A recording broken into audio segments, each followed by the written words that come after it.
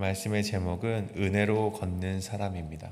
은혜로 걷는 사람이라는 말씀의 제목으로 하나님의 말씀 접신하도록 하겠습니다. 오늘 본문에서 야곱은 인생에서 가장 두려운 밤을 맞이하게 됩니다. 형 에서가 400명이나 되는 그런 자신의 군사들을 데리고 자신에게 야곱에게 오고 있다는 소식을 들었기 때문이죠. 그 순간 야곱은 자신이 붙잡아 오던 것들이 자신을 지켜줄 수 없다는 사실에 또한 마주하게 됩니다. 자신이 오랫동안 부려오던 꾀도, 그런 지혜들도, 그리고 자신이 일궈낸 가족과 그런 재산과 평생 살아온 방식이 이 두려움 앞에서는 아무런 도움이 되지 못한다는 것이었습니다. 근데 오늘 말씀의 결론 부분을 우리가 먼저 보자면, 이 야곱이 분이엘을 지나면서 비록 그 행태는 다리를 저는 모습일진 몰라도 오늘 말씀에서는 해가 떠오르며 그가 덤덤하게 걸어가는 모습으로 오늘 말씀이 끝이 나게 됩니다. 오늘 말씀은 어떻게 그렇게 야곱이 그런 해가 떠오르는 정말 하나님의 도우심을 맛보게 되고 또 덤덤하게 또 에서를 맞이하게 될 수 있었는지 그것을 보여주고 있습니다. 오늘 우리가 너무나도 잘 아는 이야기이지만 오늘 이 말씀을 통해서 이 야곱의 무너짐과 세워짐 속에서 우리는 얼마나 그 인생과 맞닿아 있는지, 우리는 얼마나 이 야곱처럼 하나님과 씨름하며 무너지고 있는지, 또한 하나님을 인해서 또한 세워지고 있는지 함께 살펴보며 우리의 삶에 이 말씀을 다시 한번 적용해 보시고 또한 우리 역시 야곱처럼 하나님과 동행하는 인생이 되시기를 간절히 소원합니다. 오늘 그것을 특별히 두 가지로 나누어 볼 텐데, 첫 번째는 붙잡는 인생이 아니라 붙들리는 인생이 되어야 한다입니다. 붙잡는 인생이 아니라 붙들리는 인생이 되어야 한다. 22절의 말씀입니다. 밤에 일어나 두 아내와 두 여종과 11아들을 인도하여 야복 나루를 건널세. 오늘 말씀, 앞절 말씀을 보면 이 에서의 군대가 이 야곱을 치러 오고 있죠. 그래서 야곱은 두려운 마음 가운데 기도를 하면서 또 하나님께 응답을 받았음에도 불구하고 또한 전략을 세우게 됩니다. 야곱이 아주 잘하는 것이죠. 꾀를 부리는 것이죠. 에서에게 줄 선물들과 예물들을 가장 먼저 앞세웁니다. 그리고 그 뒤 행렬도 마찬가지로 그것도 안 되면은 또 다른 선물을 준비하고 또 다른 예물을 에서에게 바치고자 그렇게 행렬을 준비하게 되었죠. 혹시 그렇게 하면 이 자신을 용서해 주지 않을까? 그런 마음 가운데에서 전략을 세우면서 밤을 지내다가 오늘 말씀을 보면은 밤에 일어나서 두 아내와 두 여종과 11아들을 인도하여 이 야복강 건너편으로 보내게 됩니다. 하지만 여전히 정리되지 않은 마음을 가졌던 야곱은 이곳에 혼자 남아서 그 야복나루를 건너가지 않고 있었죠. 그러다 갑자기 이야기가 어떤 사람과 야곱의 씨름 이야기로 전환이 되게 됩니다. 어떤 사람과 야곱이 씨름을 하는데 결판이 나지 않는 것이죠. 야곱은 죽을 힘으로 이 사람을 붙잡고 씨름을 합니다. 근데 그때 이 사람도 가야 되니까 이 야곱의 허벅 관절을 치고 그 관절을 어긋나게 함에도 불구하고 야곱이 이 사람을 붙듦을 놓지를 않습니다. 저는 이 부분이 이 야곱의 인생의 전반을 보여주는 대목이라고 저는 말씀을 드리고 싶습니다. 여러분, 야곱의 이름은 여러분 잘 아시다시피 발 뒤꿈치를 붙잡는 자라는 뜻을 가지고 있습니다. 여러분, 야곱은 태어나면서 그 이름처럼 에서의 발 뒤꿈치를 붙잡고 나오게 됩니다.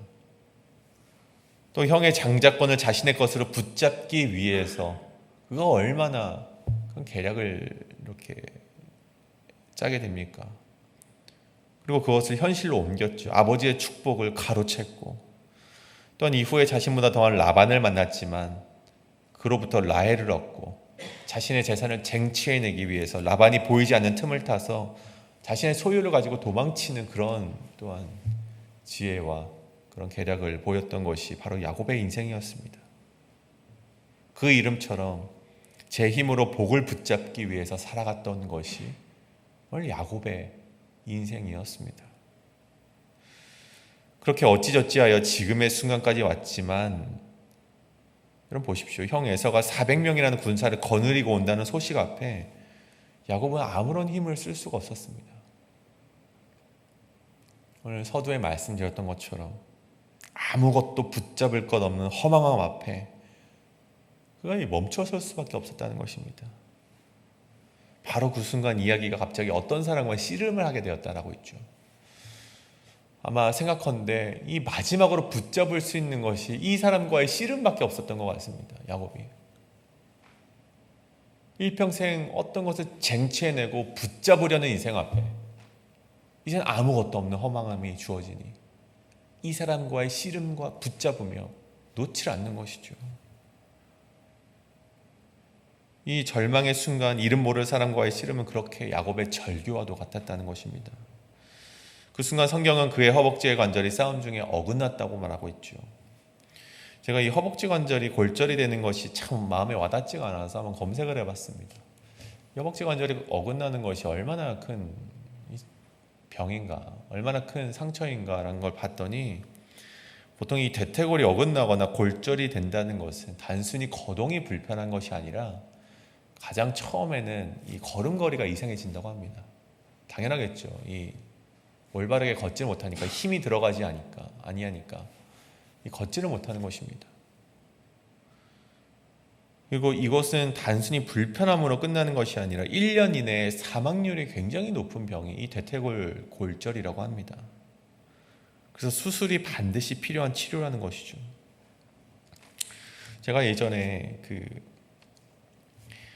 폐렴이 한번 걸린 적이 있어가지고 군대에 전역할 때쯤에 군대에서 폐렴을 걸리고 이 기침이 너무 심하니까 이 갈비뼈에 이 실금이 갔다고 합니다. 정말 조그마한 금이 조금 갔는데 그러면 그 금 하나만 있어도 숨을 쉴 수가 없는 거예요.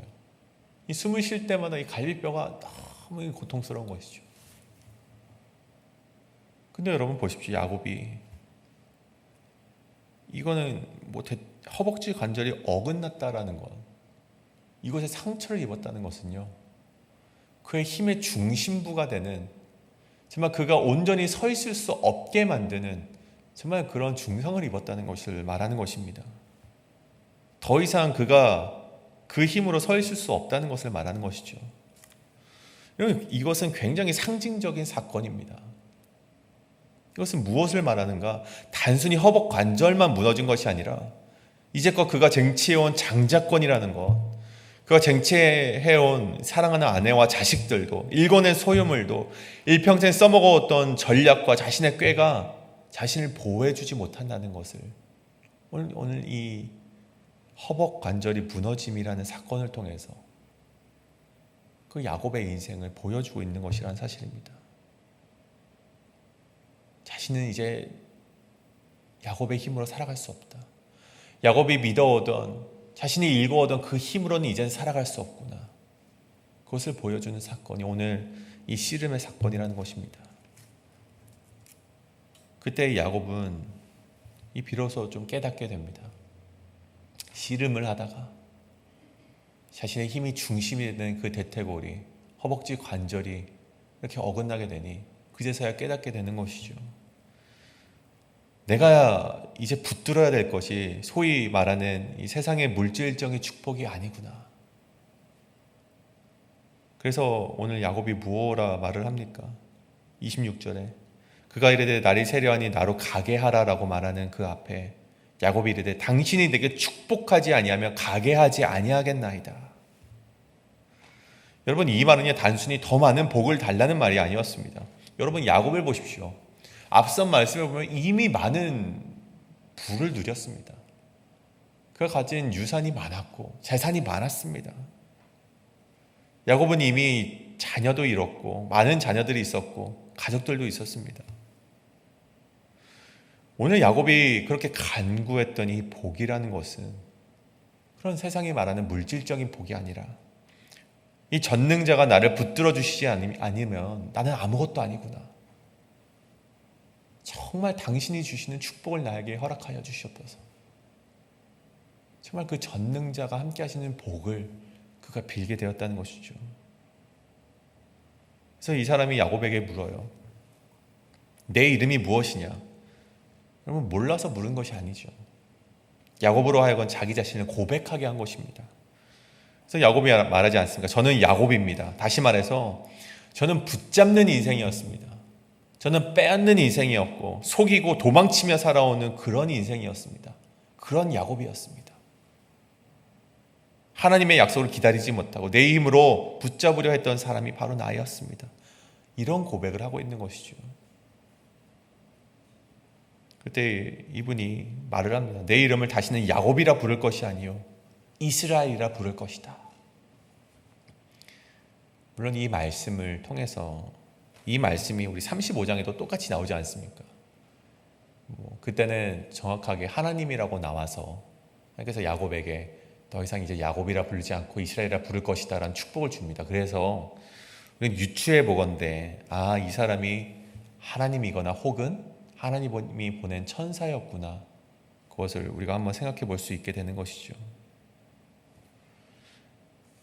해서 그렇게 이든 이름이 바로 이스라엘이었습니다. 여러분, 이스라엘이라는 이름의 뜻이 무엇입니까? 하나님과 겨루어서 이겼다라는 뜻을 가지고 있지 않습니까? 여러분, 이 말은 야곱이 하나님을 힘으로 이겼다는 뜻이 아니죠. 오히려 야곱은 그 밤에 완전히 무너졌습니다. 허벅지에 관절이 어긋났고 더 이상 자기의 힘으로 설 수 없는 사람이었지만 하나님께서는 그 무너진 야곱을 패배자라고 부르시지 않고 오히려 이스라엘, 하나님과 겨루어서 승리하였다, 그 이름을 주시는 은혜를 보여주셨다는 것입니다. 여러분, 하나님 앞에서의 진짜 승리라는 것이 바로 오늘 이 말씀 대목에서 이야기하고 있는 것이죠. 하나님 앞에서의 진짜 승리는 내 힘으로 이기는 것이 아니라 내 힘으로 살 수 없음을 인정하고 고백하고 깨닫고 끝까지 하나님을 붙드는 것이 바로 하나님이 보시기에 승리한 인생이라는 것입니다. 야곱은 평생 복을 붙잡으려 했지만 이 밤 이후에 진짜 복이라는 것을 깨닫게 되는데, 그것은 내가 이 복을 붙잡으려 살아가는 인생이 복이 아니라 하나님이 나를 붙들어 주시는 인생이 참된 복이구나, 그것을 깨닫게 되었다는 것입니다. 사랑하는 여러분, 여러분은 누구의 힘으로 살아가고 계십니까?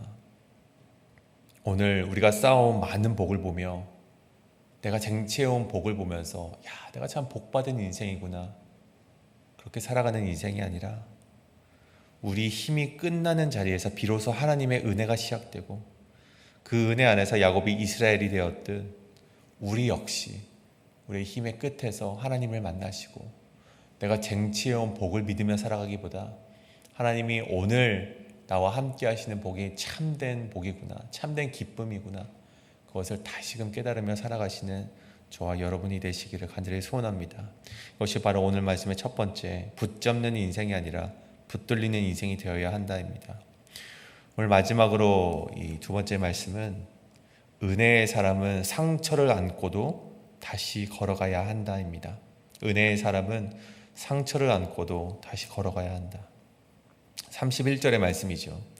그가 분이엘을 지날 때 해가 돋았고 그의 허벅다리로 말미암아 절었더라. 그러면 야곱이 하나님을 만난 뒤의 모습이 어떻습니까? 여러분, 보통 우리가 하나님의 은혜를 입었다 하였을 때, 하나님을 만났다라고 하였을 때 그 이후에 기대하는 모습은 어떤 치유받은 자의 모습, 혹은 이 복받은 자처럼 얼굴에서 빛이 나는 자의 모습처럼 될 거라 예상을 합니다. 나의 오래된 문제가 해결이 될 것 같고 상처가 사라질 것 같고 이전보다 더 강한 모습으로 내가 변화하여서 살아갈 것 같지만, 오늘 성경을 보십시오. 야곱은 하나님을 만난 뒤에 절뚝거리면서 걸어갔다라고 기록이 되어 있습니다. 29절에서 축복을 받긴 했지만 야곱의 다리는 원래대로 회복이 되지 않았죠. 야곱은 하나님의 축복을 받았지만 동시에 평생 잊을 수 없는 흔적을 가지고 살아가게 되었다는 것입니다. 여러분, 이전의 야곱의 모습 어떻습니까? 소위 날아다니는 사람이었습니다. 자신의 힘으로 뛰어다니고 힘으로 빼앗고 뛰던 사람이었습니다. 계산하고 도망치고 붙잡고 빼앗으며 그렇게 힘이 있는 자의 모습이었습니다. 하지만 하나님을 만나고 난 뒤 이 사람의 모습을 보십시오.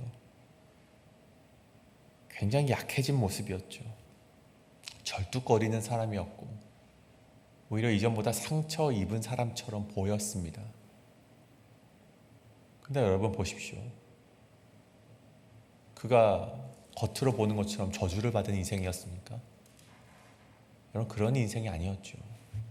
비록 그의 모습은 상처가 있을지 몰라도 그는 하나님의 은혜를 입은 자요 하나님의 복을 받은 자로 올바르게 서 나갔다는 것입니다. 그는 이젠 자기 힘으로 걷는 사람이 아니라 하나님의 은혜를 기억하며 걷는 사람이 되었습니다. 더 중요한 것이 있다면 그가 절뚝거리면서도 그가 가야 할 길을 멈추지 않고 걸어갔다는 것이죠. 분이엘을 지나서 다시 에서를 향해서 걸어갑니다. 오늘 말씀을 통해 우리가 반드시 기억해야 될 것은 하나님의 은혜를 입었고 축복을 받았다고 해서 우리의 문제가 사라지는 것은 아니라는 것입니다.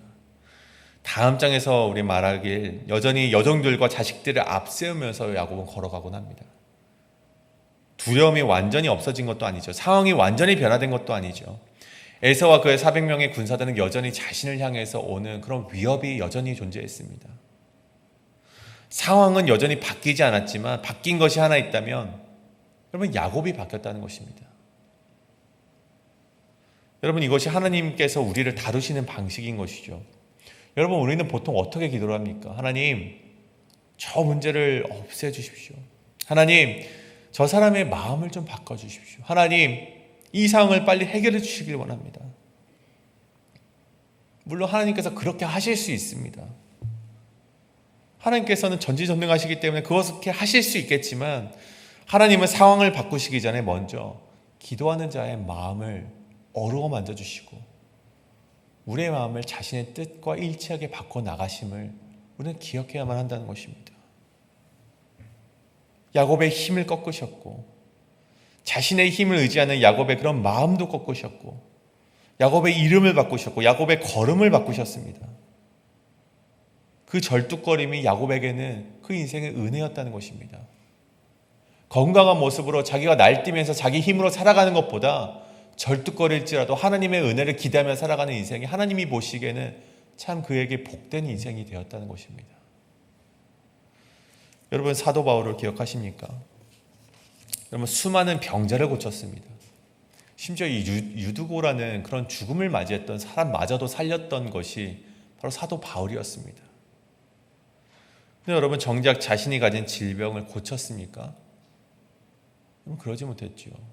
그래서 이 사도 바울이 정말 간절하게 하나님께 3번이나 기도를 올려드립니다. 그때 어떻게 됩니까? 사도 바울이 나음을 얻었습니까? 나음을 얻지 못했죠.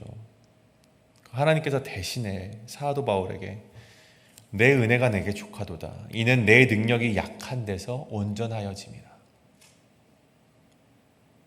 여러분 이런 말씀을 해요. 바울이 이 말씀을 듣고 여러분 얼마나 이 가슴이 아팠겠습니까? 눈물을 흘리고 정말 어떻게 이럴 수 있냐? 여러분 그렇게 규탄을 했습니까? 여러분 바울은 그러지 않았습니다. 여러분 예수 그리스도를 만나고 신앙의 사람이 되었던 참된 그리스도인이 되었던 사도 바울은 간절하게 기도했지만 하나님의 뜻이 그것이 아니라면 여러분 바울이 어떻게 그렇게 리액션을 합니까? 보십시오. 도리어 크게 기뻐함으로 나의 여러 약한 것들에 대해서 자랑하리니 이는 그리스도의 능력이 내게 머물게 하려 함이라. 그러므로 내가 그리스도를 위하여 약한 것들과 능력과 궁핍과 박해와 곤고를 기뻐하노니 이는 내가 약한 그때의 강함이라. 아멘. 여러분 상황은 변화되지 않았습니다. 여러분 오히려 그 질병이 나음을 얻지도 못했죠. 하지만 하나님께 간절히 기도드리고 나서 해결된 것이 있다면 무엇이 해결됐습니까? 이 바울의 마음이 해결이 됐다는 것입니다. 비록 내가 지금 이 육체의 질병을, 육체의 가시를 여전히 가지고 있지만 내가 약한 데서 내가 강해짐이라. 하나님께서 나에게 하셨던 그 말씀을 나의 기쁨으로 여기게 되는 인생이 되었다는 것이죠. 사랑하는 여러분, 우리의 믿음도 그렇습니다. 하나님을 믿는다고 해서 우리의 인생이 아무런 상처도 남지 않게 되는 것이 아닙니다. 하나님을 만나고 나면 내 모든 문제가 해결이 되고 내 모든 질병이 없어지고 모든 것이 나음을 얻고 회복이 되는 것처럼 보이지만 그러지 않다는 것이죠. 하나님을 만났다고 해서 모든 문제가 하루아침에 사라지는 것도 아닙니다. 하지만 하나님을 만난 사람은, 하나님의 은혜를 경험한 사람은 상처가 있어도 다시 걸어나갈 수 있는 힘이 생긴다는 것입니다. 아픔이 있어도 무너지지 않을 수 있고 절뚝거려도 멈추지 않을 수 있다는 것입니다. 왜냐하면 그 약함과 상처를 통해서 그리스도의 능력이 그 안에 머물게 되었기 때문입니다. 야곱의 절뚝거림은 그가 약하다는 표시가 아니라 하나님이 그를 붙드셨다는 표징이 되었습니다. 그는 더 이상 예전처럼 빠르게 도망칠 수 없었지만 이제는 하나님이 주신 새 이름을 가지고 걸어갈 수 있게 되었다는 것입니다. 사랑하는 여러분, 우리에게도 이러한 절뚝거림이 있을 수 있습니다. 여러분의 삶 가운데 누군가로부터 상처를 받은 인생이 있을 수도 있고 실패의 기억도 있을 수 있고 내 힘으로 해결할 수 없는 그런 상황에 여전히 놓여있는 사람들도 있을 수 있습니다. 하지만 하나님 안에 있다면, 우리가 하나님께 간절히 기도를 드리고 하나님으로부터 은혜를 입은 사람이라면 여러분, 그 상처가 끝이 아님을 기억하시고 하나님은 우리의 상처를 통해서 자신의 능력을 보여주심을 기억하시는 저와 여러분의 인생이 되시기를 간절히 소원합니다. 여러분, 하나님께 붙들린 사람은 상처가 없어져서 걷는 것이 아니라 상처를 안고도 은혜로 걸어가는 사람임을 반드시 기억하길 원합니다. 오늘 이것을 통하여서 우리 함께 기도하며 나가길 원합니다.